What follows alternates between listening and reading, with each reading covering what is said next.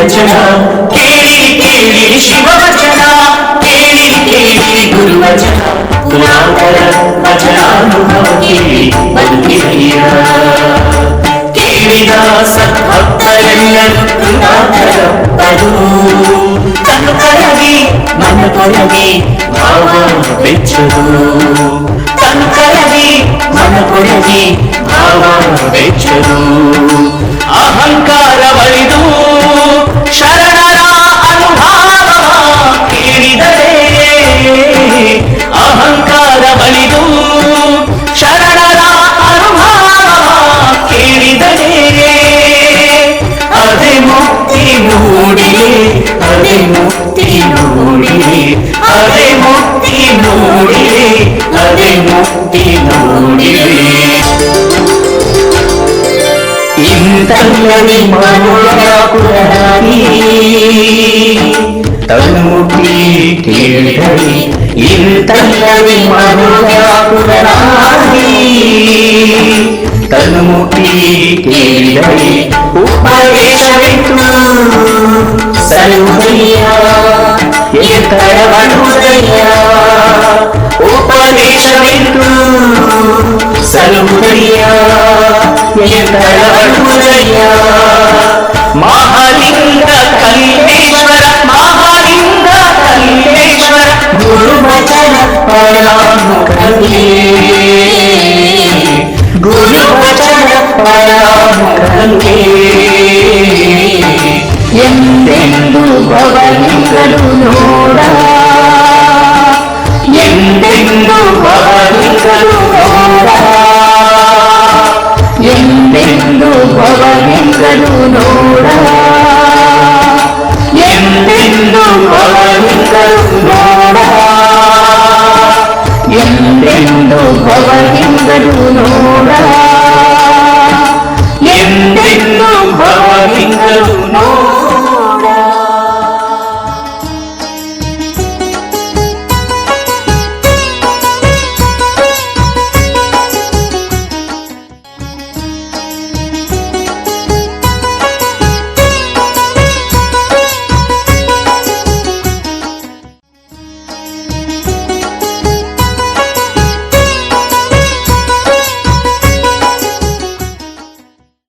ಅಗ್ನಿಯ ಸುಡುವಲ್ಲಿ ಉದಕವ ತೊಳೆವಲ್ಲಿ ವಾಯುವ ಮೆಟ್ಟಿ ಆಕಾಶವ ಹಿಡಿವಲ್ಲಿ ಯೋಗದ ಹೊಲಬ ನೀನೆತ್ತಬಲ್ಲೆ ಕದಳಿಯ ಬನವ ನಿನ್ನಲ್ಲಿ ನೀನು ತಿಳಿದು ನೋಡು ಮದ ಮತ್ಸರ ಬೇಡ ಹುದಕುಳಿ ಬೇಡ ಗುಹೇಶ್ವರನೆಂಬ ಲಿಂಗವು ಕಲ್ಪಿತವಲ್ಲ ನಿಲ್ಲೋ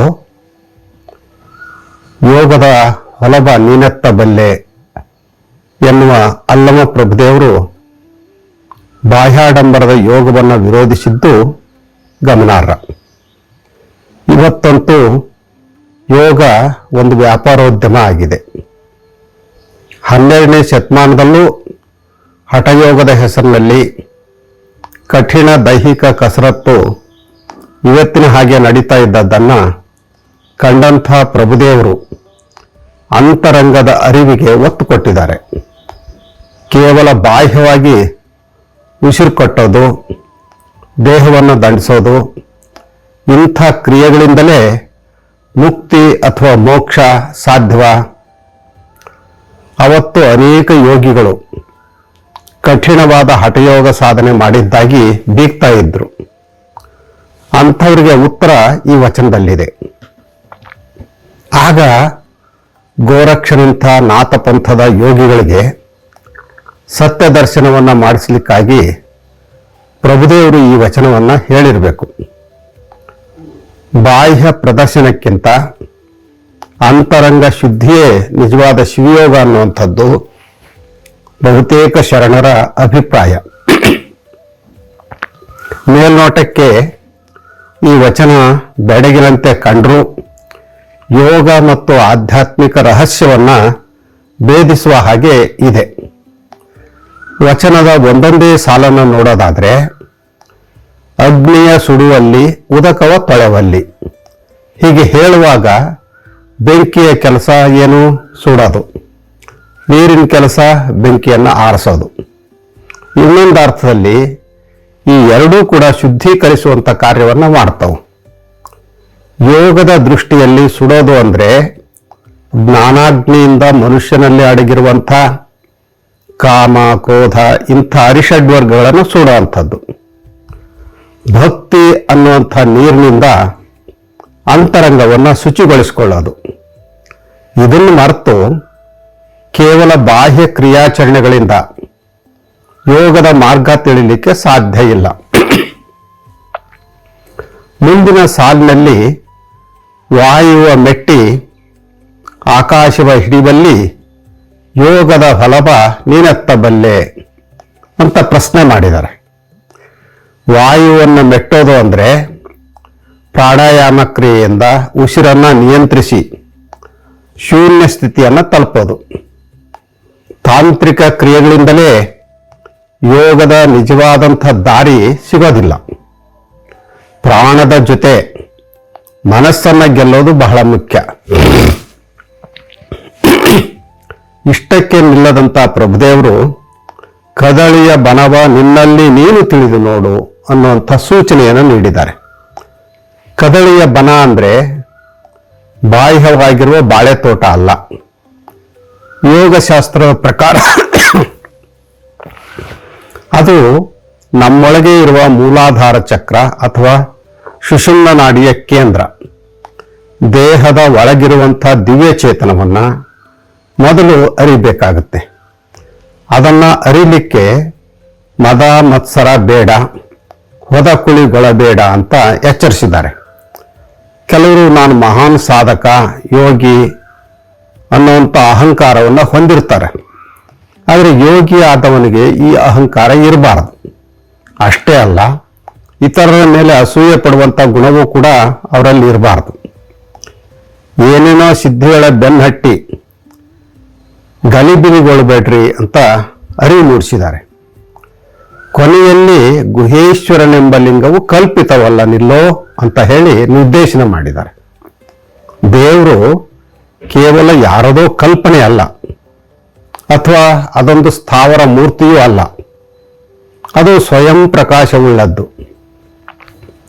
ಅದು ಹೊರಗೆ ಮಾತ್ರ ಇಲ್ಲ, ಪ್ರತಿಯೊಬ್ಬ ವ್ಯಕ್ತಿಯ ಅಂತರಂಗದಲ್ಲೂ ಇರುವಂಥ ಜ್ಯೋತಿ ಅಥವಾ ಸತ್ಯ. ಅದನ್ನು ಅರಿಲಿಕ್ಕೆ ಆತರ ಪಡದೆ ಸ್ಥಿರ ಮನಸ್ಸಿನಿಂದ ಪ್ರಯತ್ನಿಸಬೇಕು. ಪ್ರಭುದೇವರ ಈ ವಚನ ಸರ್ವಕಾಲಕ್ಕೂ ಅನ್ವಯಿಸುವಂಥ ಸತ್ವವನ್ನು ಒಳಗೊಂಡಿದೆ. ಪ್ರಸ್ತುತ ದಿನಮಾನಗಳಿಗೂ ಅತ್ಯಂತ ಸೂಕ್ತವಾಗಿದೆ. ಇಂದು ಯೋಗ ಮತ್ತು ಆಧ್ಯಾತ್ಮ ಕೇವಲ ದೈಹಿಕ ಸ್ವಾಸ್ಥ್ಯವನ್ನು ಕಾಪಾಡಿಕೊಳ್ಳಿಕ್ಕೆ ಅಂತ ಜನ ಭಾವಿಸಿಕೊಂಡಿದ್ದಾರೆ. ಸಾಮಾಜಿಕ ಜಾಲತಾಣಗಳಲ್ಲಿ ಯೋಗಾಸನ ಪ್ರದರ್ಶನ ಆಗ್ತಾನೇ ಇದೆ. ವ್ಯಕ್ತಿಯ ಮಾನಸಿಕ ಶಾಂತಿ ಅಂತರಂಗದ ಪರಿಶುದ್ಧತೆಗಿಂತ ಬಾಹ್ಯ ಪ್ರದರ್ಶನಕ್ಕೆ ಒತ್ತು ಕೊಡಲಾಗ್ತಾ ಇದೆ. ಇದನ್ನೇ ಪ್ರಭುದೇವರು ಖಂಡಿಸಿ ಒಳಗಣ್ಣನ್ನು ತೆರೆಯಲಿಕ್ಕೆ ಹೇಳಿದ್ದಾರೆ. ಇವತ್ತಂತೂ ಸ್ಪರ್ಧಾತ್ಮಕ ಯುಗ. ಇಂಥ ಕಾಲದಲ್ಲಿ ಮನುಷ್ಯ ಮದಮತ್ಸರಗಳಿಗೆ ಅಂದರೆ ಕೋಪ, ತಾಪ, ಅಹಂಕಾರ, ಅಸೂಯೆ ಇಂಥ ದುರ್ಗುಣಗಳಿಗೆ ಬಹಳ ಬೇಗ ಬಲಿಯಾಗ್ತಾನೆ. ಭೌತಿಕ ಭೋಗಲಾಲಸೆಯ ಸಂಪತ್ತು ಮತ್ತು ಪದವಿ ಪ್ರಶಸ್ತಿಗಳ ಬೆನ್ನು ಬಿದ್ದು ತನ್ನ ಮಾನಸಿಕ ನೆಮ್ಮದಿಯನ್ನೇ ಕಳ್ಕೊಳ್ತಾ ಇದ್ದಾನೆ. ಅದಕ್ಕಾಗಿ ಯಾರೂ ಆತರ ಪಡಬಾರ್ದು ಅಂತ ತಿಳುವಳಿಕೆ ನೀಡಿದ್ದಾರೆ ಇಲ್ಲಿ. ಅವರ ಈ ಅರಿವು ಇಂದಿನ ಒತ್ತಡದ ಬದುಕಿಗೆ ದಿವ್ಯ ಔಷಧಿಯಾಗಿದೆ. ಪ್ರಪಂಚದ ಎಲ್ಲ ಕಡೆ ಇರುವಂಥ ಮನುಕುಲ ತನ್ನ ನೆಮ್ಮದಿಗಾಗಿ ಬಾಹ್ಯ ಹುಡುಕಾಟವನ್ನು ನಡೆಸ್ತಾನೇ ಇದೆ. ತನ್ನೊಳಗನೆ ಆ ಸಂಪತ್ತಿದೆ ಅನ್ನುವಂಥ ಅಜ್ಞಾನ ಅವರಲ್ಲಿ ಆವರಿಸಿದೆ. ಹಾಗಾಗಿ ಹೊರಗೆ ನೋಡದೆ ಒಳಗೆ ನೋಡುವಂಥ ಗುಣವನ್ನು ಪ್ರತಿಯೊಬ್ಬರು ಕೂಡ ಬೆಳೆಸಿಕೊಳ್ಳುವಂಥ ಅಗತ್ಯ ಇದೆ. ನಿನ್ನಲ್ಲಿ ನೀನು ತಿಳಿದು ನೋಡು ಅನ್ನುವಂಥ ಸಂದೇಶ ಪ್ರತಿಯೊಬ್ಬರು ತಮ್ಮ ತಪ್ಪು ಒಪ್ಪುಗಳನ್ನು ತಾವೇ ವಿಮರ್ಶೆ ಮಾಡಿಕೊಳ್ಳಿಕ್ಕೆ ಪ್ರೇರೇಪಣೆಯನ್ನು ನೀಡ್ತಾ ಇದೆ.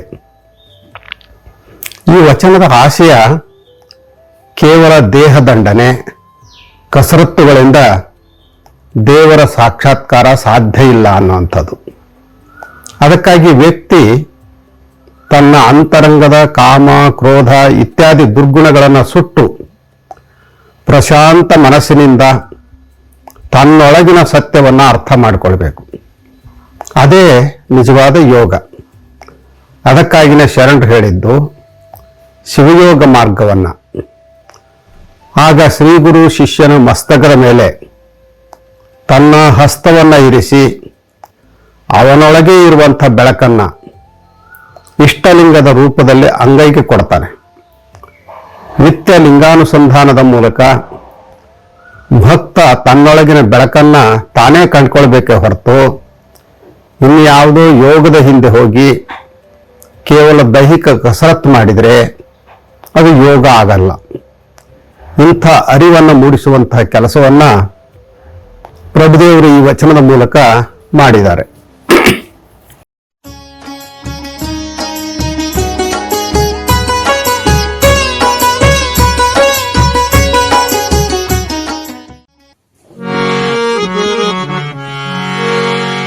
ಅಗ್ನಿಯ ಸುಡುವಲ್ಲಿ ಉದಕವ ತೊಳೆವಲ್ಲಿ ವಾಯುವ ಮೆಟ್ಟಿ ಆಕಾಶವ ಹಿಡಿವಲ್ಲಿ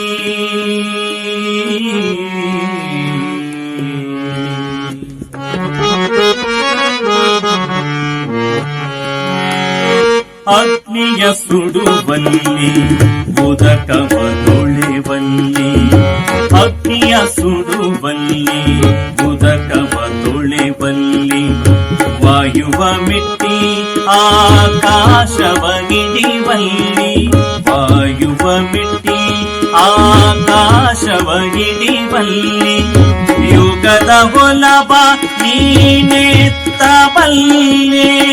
ಯೋಗದ ಹೊಲಬ ನೀನೆತ್ತಬಲ್ಲೆ ಕದಳಿಯ ಬನವ ನಿನ್ನಲ್ಲಿ ನೀನು ತಿಳಿದು ನೋಡು ಕದಳಿಯ ಬನವ ನಿನ್ನಲ್ಲಿ ನೀನು ತಿಳಿದು ನೋಡು ಅಗ್ನಿಯ ಸುಡುವಲ್ಲಿ ಉದಕವ ತೊಳೆವಲ್ಲಿ ಅಗ್ನಿಯ ಸುಡುವಲ್ಲಿ ಉದಕವ ತಿಳಿದಲ್ಲಿ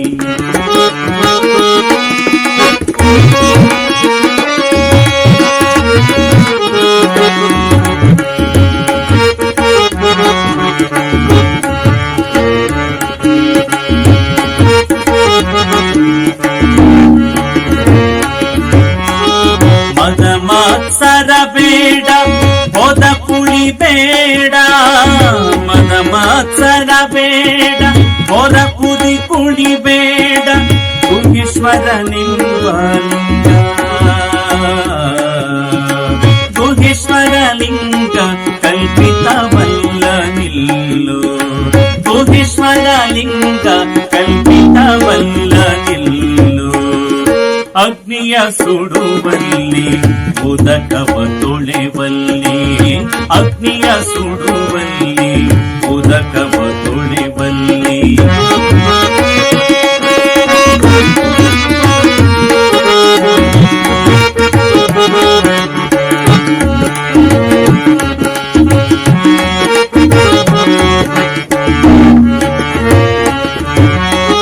ಮದ ಮಾತ್ಸರ ಬೇಡ ಹೋದ ಕುಳಿ ಬೇಡ ಮದ ಮಾತ್ಸರ ಬೇಡ ಹೋದ ಕುದಿ ಕುಳಿ ಬೇಡ ಗುಹೇಶ್ವರ ನಿಂಗ ಕಲ್ಪಿತವಲ್ಲ ನಿಲ್ಲು ಗುಹೇಶ್ವರ ನಿಂಗ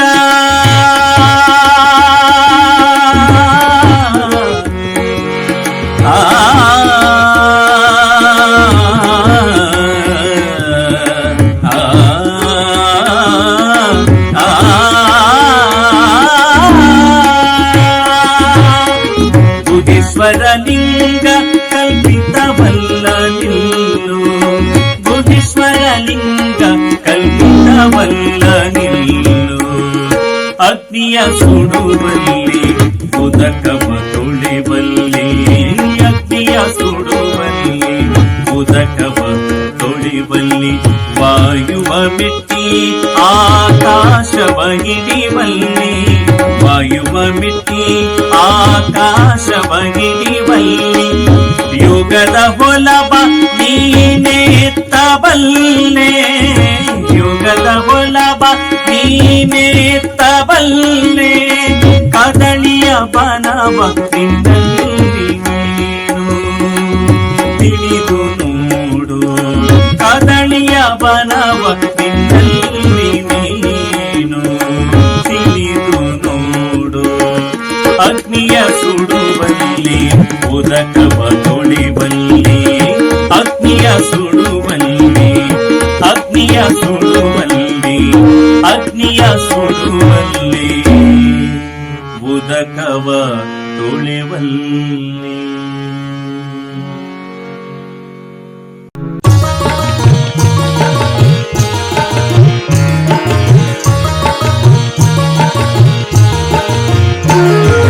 ಕೇಳಬನ್ನಿ ಕೇಳಬನ್ನಿ ವಚನ ಸಂದೇಶ, ಕೇಳಬನ್ನಿ ಕೇಳಬನ್ನಿ ವಚನ ಸಂದೇಶ, ಬಸವಾದಿ ಶರಣರ ಜೀವನ ಸಂದೇಶ, ಬಸವಾದಿ ಶರಣರ ಜೀವನ ಸಂದೇಶ, ನಮ್ಮೆಲ್ಲರ ಬದುಕಿಗೆ ಬೆಳಕ ನೀವ ಸಂದೇಶ, ನಮ್ಮೆಲ್ಲರ ಬದುಕಿಗೆ ಬೆಳಕ ನೀವ ಸಂದೇಶ, ಅನುಭಾವಿಗಳ ಅನುಭಾವದ ಸಂದೇಶ, ಅನುಭಾವಿಗಳ ಅನುಭಾವದ ಸಂದೇಶ, ಅನುಭಾವಿಗಳ ಅನುಭಾವದ ಸಂದೇಶ, ಅನುಭಾವಿಗಳ ಅನುಭಾವದ ಸಂದೇಶ.